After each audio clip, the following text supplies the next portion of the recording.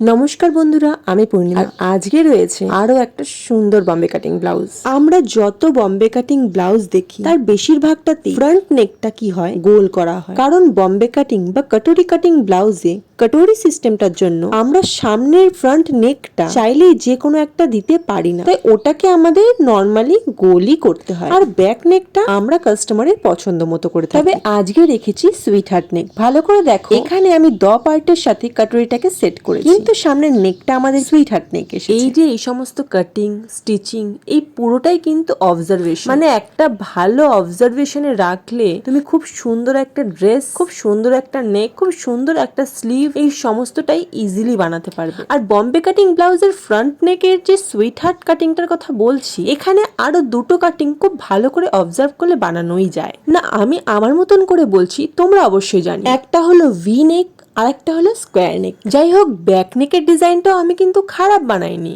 তোমাদের কেমন লাগলো অবশ্যই জানিও।